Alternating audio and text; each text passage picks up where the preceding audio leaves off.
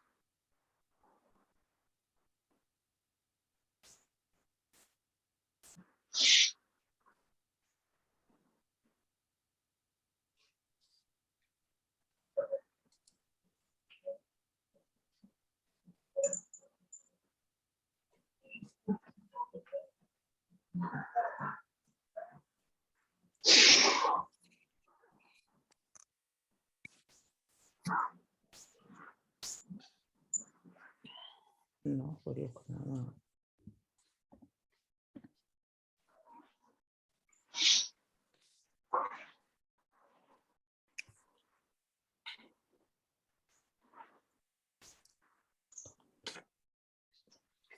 Okay, hi everyone. Thank you so much to everybody who's here and for anybody who's just entering as well. Really, really lovely to have you. We're so grateful for everybody joining us. And especially just at the start, I want to also thank Chief Rabbi Mervis for being with us today. And in a few moments, we'll have the pleasure and privilege of hearing some words of Torah from the Chief Rabbi as well, which will be really lovely. For those of you who don't know me, I'm Aaron and I'm Joshua's first cousin and longtime fan. Just to kind of explain the order of what I'm hoping we'll do today is I'll share a few words by way of introduction about the project and what we've been doing. Then we'll hear from the Chief Rabbi, and then together we'll learn the final Mishnah of the final two actually Mishnayot of the whole of the 6 chapters. We'll then say the Hadran for completing all six that are in together. And then I thought it'd be nice at the very end if we learn the very first Mishnah of Brachot, just to restart the cycle, just to kind of keep the theme of revision and repetition and recycling the learning continuing. If anybody can't hear me, or if there are any issues with audio, can you let me know and I'll make sure that we're in. If there are any, and also if anybody's not on mute, please could you put yourself on mute when you enter the Zoom, and that way we'll just ensure there's no feedback problems or anything. Okay, I'm going to assume that there's no audio differences because nobody's mentioned anything. So we'll kick off. Uncle Johnny, very recently you mentioned to me how growing up Joshua had looked up to me. And whilst I know that this was true for a long time, in recent years, the football boot has definitely firmly been on the other foot, as we say. And in graduating from our conversations about friendships to schoolworks to life's deeper and more urgent questions, Joshua has become and will always remain my teacher, patient, uncynical, and firm in his mission to share love and to share Torah with everyone in his life. So in that vein, it is an overwhelmingly humbling privilege to be making a Siyum with all of you on the Shisha Sidrei Mishnah, the 6 orders of the Mishnah. A traditional reason often given for the learning of Mishnayot during the Shloshim period is that the letters of Mishnah and Neshama, soul, are the same, and that the learning that the completers of the order of Mishnayot we have done should be an aliyah for the memory of the Neshama of the departed.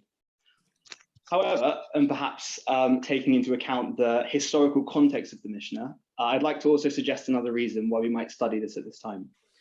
The redaction and compilation of the Mishnah, a word which literally means to learn by revision or repetition, by Rabbi Yehuda Hanassi, served to consolidate and solidify a body of learning essential to Jewish continuity that was at risk of being forgotten in a dangerous time for the Jewish people.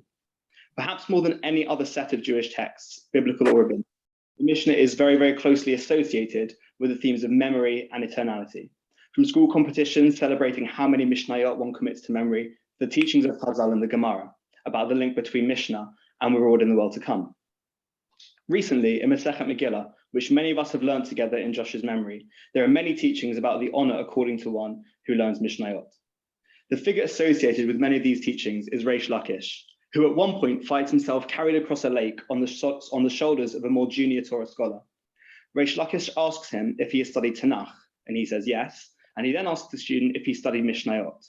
Upon hearing that the student has learnt 4 of the 6 Sadarim of the Mishnah, Reish Lakish instructs him, Pastalta lachach arba turei v'ta'anta bar Lakish akapatach, shadei bar Lakish bayama. You have hewn 4 turim, and yet you carry the son of Lakish on your shoulders. Throw the son of Lakish into the water. The word turei, or rose, could also be rendered from the Aramaic tura, a mountain, hence the metaphor of hewing. Reish Lakish describes the study of Mishnah as literally hewing a mountain, creating through precise craftsmanship something eternal, unweatherable. Perhaps this is the reason that shortly after this story, we learn in a Braita, Kol hashroneh halachot, mevtach lo shehu ben ha'olam haba, shne'amar halichot olam lo, al tikrei halichot ela halachot. One who studies halachot, the term often used in the Mishnah in the Gemara, to discuss the Mishnah, will inherit the world to come. As it says in Sefer Chabkuk, his ways, halichot, are eternal. Don't read the word as halichot, but instead rather halachot. In light of these teachings, I hope that this celebration today, this Siyum on completing the Mishnah, marks not the end of our study, but the first of many revisions, repetitions, and hewing of mountains in honor of Josh. So without further ado, I'd like to pass over to Chief Rabbi Mervis, who's going to share some words with us, and then we'll complete the order of the Mishnahs and make the Siyum. Thank you very much, Aaron. Are you able to both see and hear me? Yeah, okay, great. It's an honor for me to participate today in this Siyum. Lilu Nishmat Yoshua Ariele Bakohen Ben Yonatan Chaim Umalka Esther Zichrono Livracha.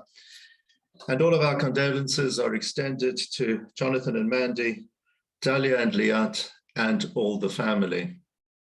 And I'm inspired to have heard of the extent of Torah study which has taken place since the Ptira of Joshua Zichrono Livracha, Li'ilui Nishmato, and it is that which we are marking today. Now, whenever we have a Siyum in person, a special Kaddish is recited. It's called the Kaddish Itchadata. Itchadata is the first key word of the main body of the Kaddish. And this Kaddish is only recited on 2 occasions. One is at a Siyum of a Masechet or a Seder Mishnayot. The other is on certain circumstances at a Levaya. In addition, one of the key elements of the content of this Kaddish is Karta Jerusalem, the city of Jerusalem. So the question, therefore, that I'd like to pose is, what do these 3 phenomena share? A Siyum of study, a Levaya, and the city of Yerushalayim, Ir HaKodesh. And I would like to suggest that what they have in common is the false notion of they think it's all over. With regard to Yerushalayim, Ir HaKodesh, the Romans destroyed our capital city in the year 70. They plowed the land which was once housing the holiest of all edifices on earth. It was as if the Romans erected a matzeva which said, here lies a city which once existed, of a nation that once existed. But how wrong they were. Yerushalayim Ir HaKodesh has always been and continues to be a symbol of Am Yisrael Chai. The everlasting capital of our people is a reflection of the everlasting existence of Am Yisrael. That same notion of they think it's all over also applies at the completion of a body of study. So for example, if one is reading a book and you've finished the book, well, as great a read as it was, you've kind of done it. You might put it back on the shelf, or you could even throw it away, or you can lend it out or give it to others. This applies whether it is a book of academic study. Sometimes one might dip into it in the future, but by and large, you've kind of done it. And it certainly applies to a novel or any book of common interest that we have. Not so, however, when it comes to the completion of a body of Torah study. Aaron earlier was referring to the Hadran. He's going to say the Hadran. What does the word Hadran mean? In our tradition, there are three different perushim given to the term. The first two are less often used, the third more often. The first perush is that Hadran comes from the term hadar, glory. So Hadran alach means we attribute glory to you. We're addressing the Torah which we have studied. It's the most glorious element of life on earth, and it is our privilege to study it and to internalize its values and to practice its mitzvot. It's in this spirit that yesterday in Shul we read how Bnei Yisrael declared at the other side of the sea, Zeh keli v'anvehu, this is my God and I will glorify him. And the finest way to glorify Hashem is through the Torah, which is Hadar. So Hadran alach refers to the glory of Torah. The second perush is that Hadar is a Hebrew word. It means which resides, which lives. The same perush is given in Masechet Sukkah to an etrog. Pre-Eitz Hadar, Chazal explain, it's the fruit that resides on a tree. Of course, it's translated as being citrus fruit as well. But Chazal understand it pre-Eitz Hadar. I don't know if you know that an etrog never falls off the tree. If you want an etrog, you have to pluck it off the tree. It's a pre-Eitz Hadar. It resides on the tree as a symbol of our deveikut, our connection to our roots, to our Torah, and to HaKadosh Baruch Hu. So when we are approaching the Torah we've studied, and we've said, Hadran alach, we're saying, we are connected to you, the Torah, because we reside within you, so to speak. It is our life and the length of our days, immersed in the study of Torah. Am Yisrael has the capacity to survive against all odds. And then there is a third perush for Hadran. This is the one that is most often used. The translation of Hadran from the Aramaic Hadar means to return. So Hadran alach means we will return to you. And that's exactly what Aaron said at the outset. We're going to complete a whole body of study, all of Shisha Sidra Mishnah, an incredible accomplishment. And then immediately afterwards, in the same way as in Simchat Torah, the Chatan Torah is followed by Chatan Breshit, so too today, we're going to commence Meimatai Korin Ishma Ba'arvin from the beginning of Masechet Brachot all over again. With regard to this book of the Talmud, we never put it away on a shelf and don't look at it again. We never chas v'shalom cast it away or give it away, never to read through its pages. Rather, we have found it to be so life-affirming and so life-changing that it'll be with us at all times. We will return to it. They might think it's all over. We've done it and we put it aside. No. Just like Yerushalayim Kodesh, when it comes to a Siyum, we will never put it away. It'll never be over for us. What we have studied in terms of the book, we will return to it, and in terms of the knowledge, we have internalized it, and it will always continue to shape who we are. And then we come to the third element of what we're speaking about, Yerushalayim Kodesh, Siyum, and Chas v'Shalom Ei Levaya, when this special Kaddish is recited. And there again, there can be a notion of they think it's all over. There's been a physical existence, and now that's the end. But we know that that is not the case. The neshama was given by HaKadosh Baruch Hu, placed within the womb, has existed within a person in this world, and when the physical life concludes, that neshama continues to exist in the Olam HaEmet. You know, there are three words in Hebrew which have no singular. They are Mayim, Shamayim, and Chayim. One tiny drop of water is Mayim. That's because when you look at the seas, the water is everlasting. It's always Mayim. Similarly, when you look up to the heavens, it's everlasting. It just never ends. That's why it's Shamayim. One tiny square inch of the sky is Shamayim. It's in the plural. And the same with regard to Chayim. 1 nanosecond of life is Chayim. The word Chai is a verb. He lives. That's not what we're referring to. The concept of life is only in the plural because it is continuous. They might sometimes think it is over, but that's not the case. life continues, the neshama continues always to exist. And there are some who actually explain, and this is linked to what we are saying, that Yerushalayim, the name of the capital city of the Jewish people, Yerushalayim, is also in the plural, because it refers to Yerushalayim Shel Mata and Yerushalayim Shel Mala, the heavenly Jerusalem and the earthly Jerusalem combined together, and the fact that Yerushalayim is the Birat HaNetzach LeAm Yisrael, is the everlasting capital of our people. It can never be destroyed. So here, therefore, we can derive inspiration at a time such as this, to know that Joshua's neshama is everlasting. And he has gone now to Olam HaEmet. It's not as if it's all over for him, but just like Yerushalayim Ira Kodesh, just like the Siyum of something which we have studied, this is a phenomenon which will always continue through our souls continuing to exist. You have an allusion to it in our Torah reading of yesterday. Chazal, in the concluding perek of Masechet Sanhedrin, ask for a proof min haTorah of Olam Haba.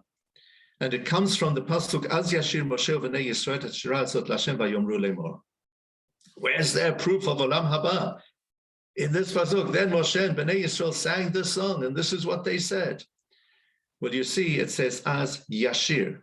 Surely it should have been Yashiru. They sang. So Chazal explained, no. Moshe Rabbeinu had to teach this song to the people. So as Yashir Moshe, Uvnei Yisrael, Vayomeru. First of all, it was Moshe. He led it, and then they responded. That's why it's in the singular. But then Chazal go on to ask, surely it should have been as Shar Moshe. Then Moshe sang. Why? As Yashir. And it's to teach us that Moshe Rabbeinu in the future, his neshama, will sing words of praise to HaKadosh Baruch Hu in the Olam HaEmet, where there are no physical bodies, but rather our neshamot exist, and we have the privilege of being with HaKadosh Baruch Hu as Yashir, one of the many allusions in the Torah to the existence of Olam Haba. Now, quite apart from the fact that the neshama continues to exist, a person also continues to exist within us through the example that that person has set. We learn it from the commencement of Parashat Noach. Eile Toldot Noach. These are the generations of Noach.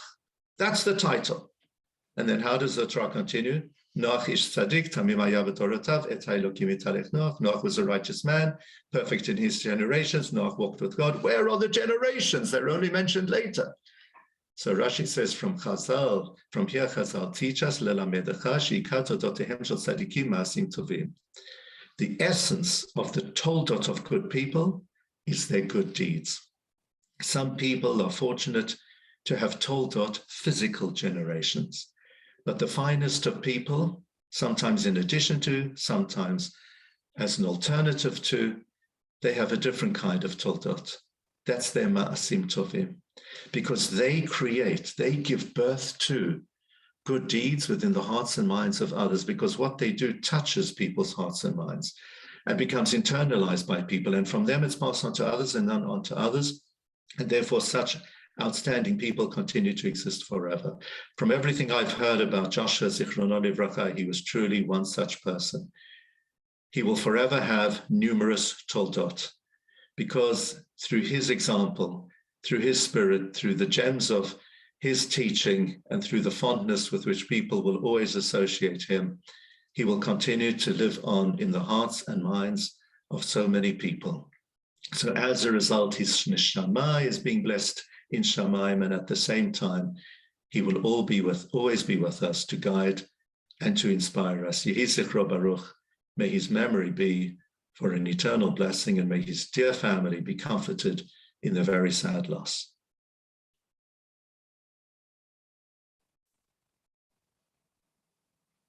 Thank you so much, Chief Rabbi, for those illuminating and comforting words and sharing your time and your Torah with us today. It's always enlightening and an honor to hear from you and to learn Torah with you.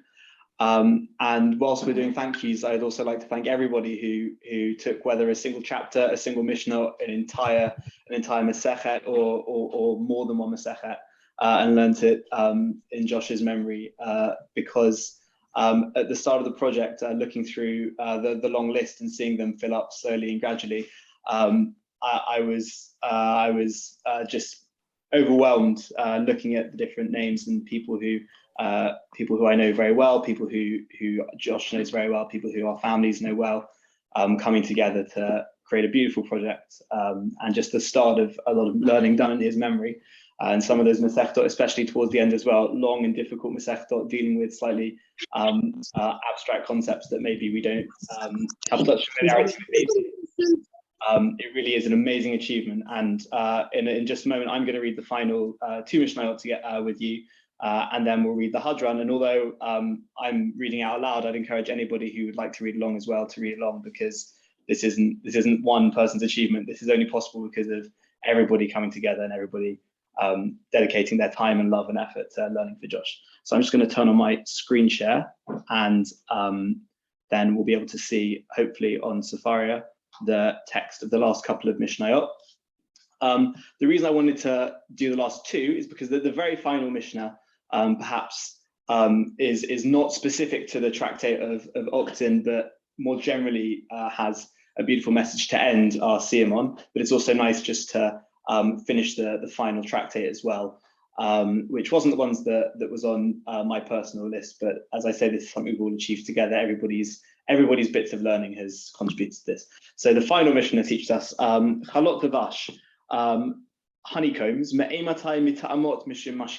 when do they become susceptible to contamination on account of their being liquids? Whilst they're still attached to the honeycomb, to some extent they're considered attached to their source. They're not considered a separate liquid, and that would mean perhaps they're not yet able to become tameh. So from what point do we say that it's a liquid in its own right? So Beit Shammai says, Mishayach Recher, from the moment that one begins to smoke out the bees and remove them from the honeycomb.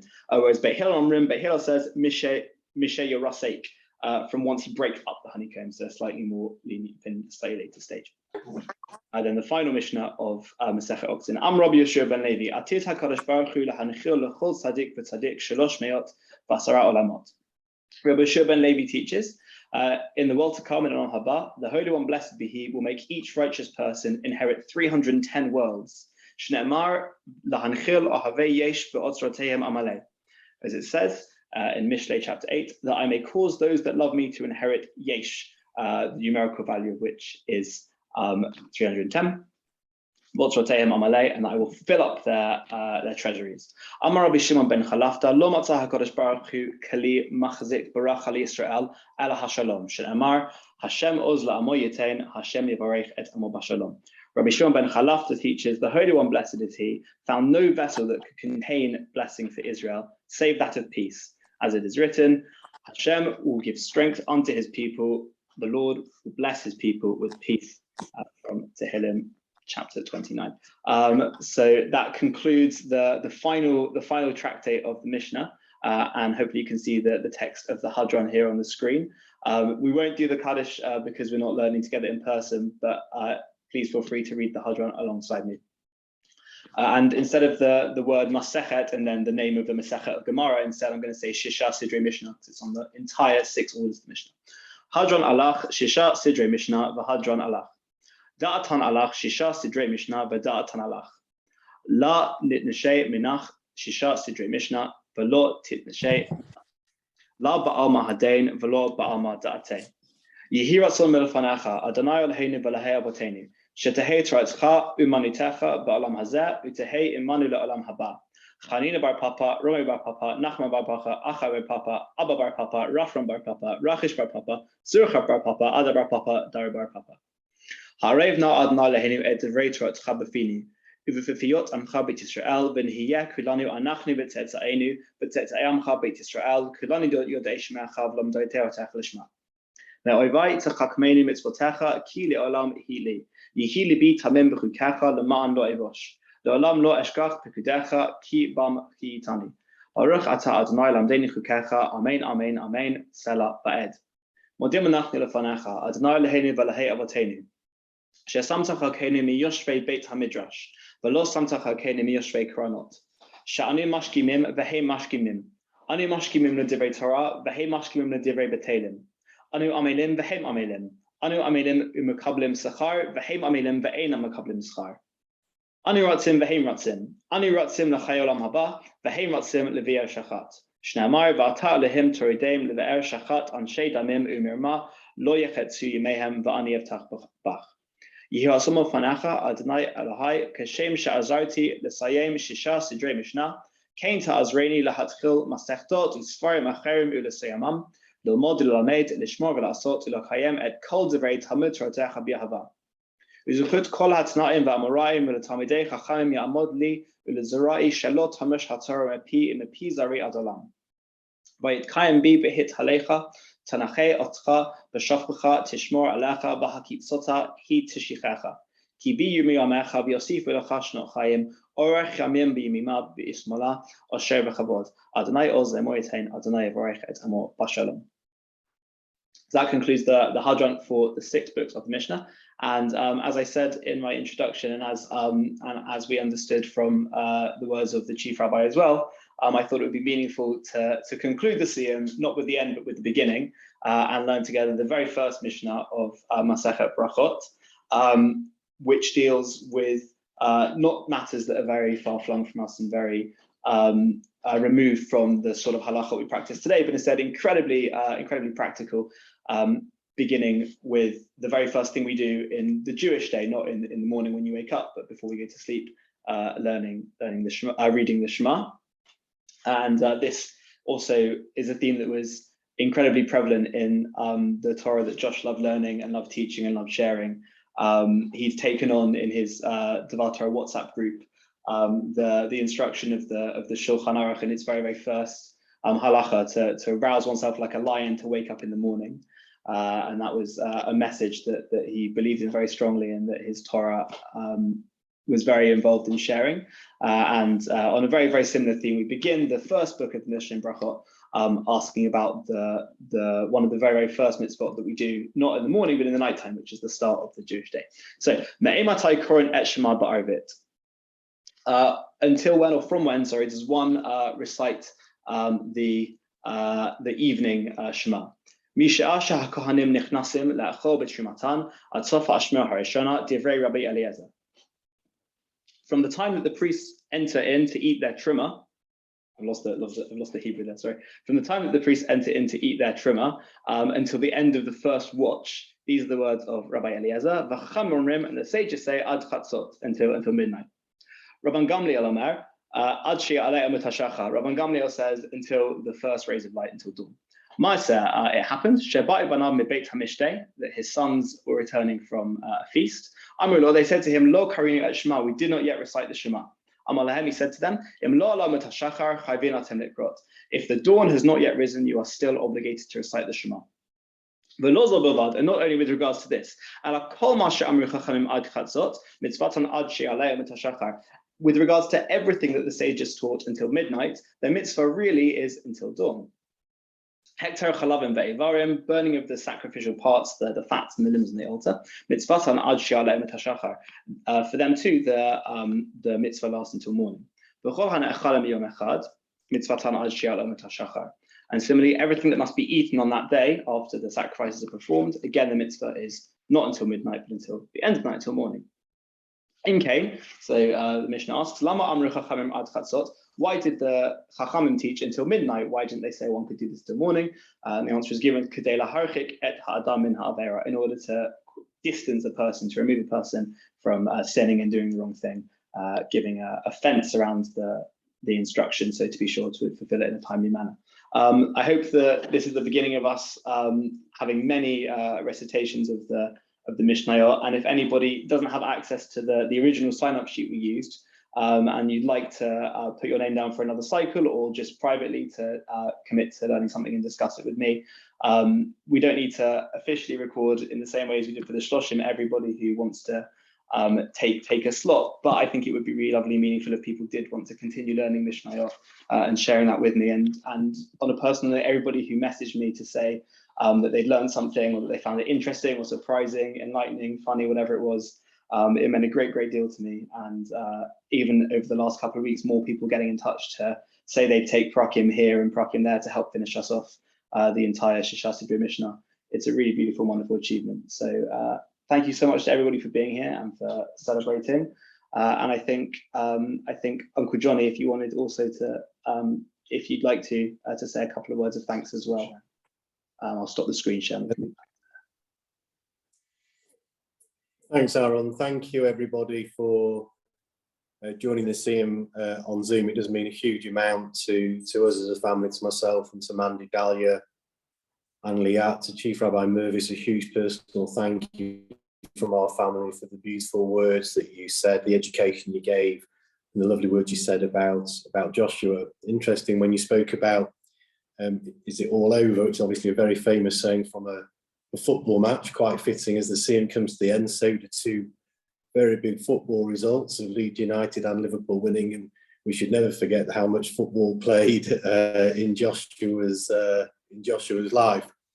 But also about quite coincidentally this morning, two rabbis from our community in Renana phoned me this morning to talk about how excited, how overwhelmed they'd be with the quantity of people learning, whether it's Daf Yomi, whether it's Mishnayos, and they were intrigued to see if we as a family had an appetite to try and continue that learning in Joshua's name.